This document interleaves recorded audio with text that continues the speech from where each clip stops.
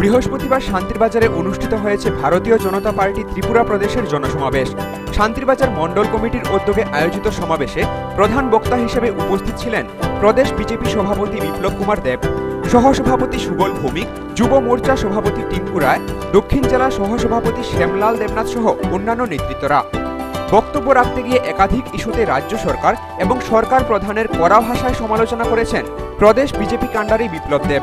যে কোনো রাজ্য সরকার হোক, এই প্রথম করুক কেন্দ্র সরকার, যে কোনো যোজনা হোক তার জন্য সময়সীমা বেঁধে দেওয়া হয়, আর মানিক সরকারকে সময়সীমা বেঁধে দেওয়া হয়েছে রেগার কাজের জন্য। জিও ট্রেকিং এর অন্যান্য রাজ্যের সঙ্গে আপনার রাজ্য জিও ট্রেকিং লাগু করতে হবে। মানিক বাবু 1.5 মাসে মাত্র 7% জিও ট্রেকিং লাগু করেছেন। কত? 7%। রেগার কাজ কত হয়? 95 ডেজ। রেগার কাজে পুরস্কার নিয়ে আসেন। যখন জিও ট্রেকিং বলা হয়েছে 7% মানিক বাবুর মিটার আর উপর ওঠে না। বিপ্লব বাবুর অভিযোগ, রেগার নামে কেন্দ্র থেকে আসা গরিবের টাকা লুট করে খাচ্ছে শাসক দলের ক্যাডার বাহিনী। ক্যাডার রোজগার, পার্টি অফিস রোজগার। রোজগার কি? কেন্দ্রের মনরেগার যে যোজনা তার কমিশন খাওয়া গরিবদেরকে লুট করে তাদের রোজগার। আজকে যখন নরেন্দ্র মোদীর নেতৃত্বে বিকাশমুখী সরকার চলছে, প্রত্যেকটি গরিবের কাছে কেন্দ্রীয় সমস্ত স্কিমগুলি পাঠিয়ে দেওয়ার ডাইরেক্ট বন্দোবস্ত ব্যাংকের মাধ্যমে করে দেওয়া হচ্ছে। জিও ট্রেকিং এর জন্য বলা হয়েছে প্রত্যেকটি রাজ্যকে জিও ট্রেকিং করে মনরেগার কাজ করতে হবে।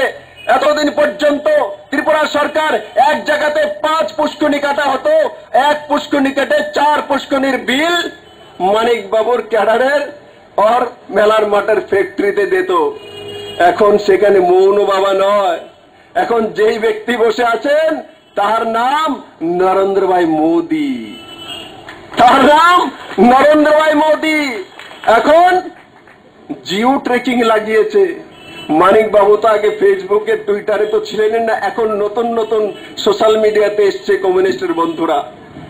কারণ কেন্দ্র সরকার বলেছে জিও ট্রেকিং করতে হবে। জিও ট্রেকিং মানে কি?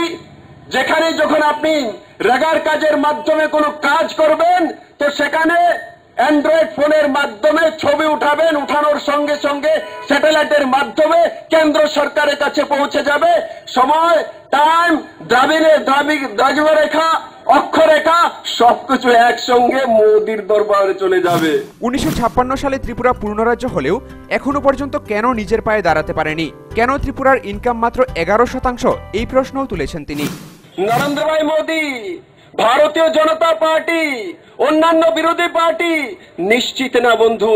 লাগাতার যেই ব্যক্তি ক্রমাগত এই রাজ্যে শাসন করে গেছে, যেই পার্টিটা ক্রমাগত এই রাজ্যে শাসন করে চলছে, সেই পার্টি তার জন্য দোষী। কারণ এই রাজ্যের মধ্যে এদিনের সমাবেশে সিপিআইএম ছেড়ে 113 পরিবার, কংগ্রেস ছেড়ে 90 পরিবার, আইপিএফটি ছেড়ে 100 পরিবার, আইএনপিটি ছেড়ে 8 পরিবার মিলিয়ে সর্বমোট 1069 জন ভোটার গেরুয়া শিবিরে সামিল হয়েছেন। উদ্বোধন করা হয়েছে দলীয় কার্যালয়েরও। সমাবেশকে কেন্দ্র করে দলীয় কর্মী সমর্থকদের উপস্থিতি ছিল চোখে পড়ার মতো। Bureau report, news vanguard.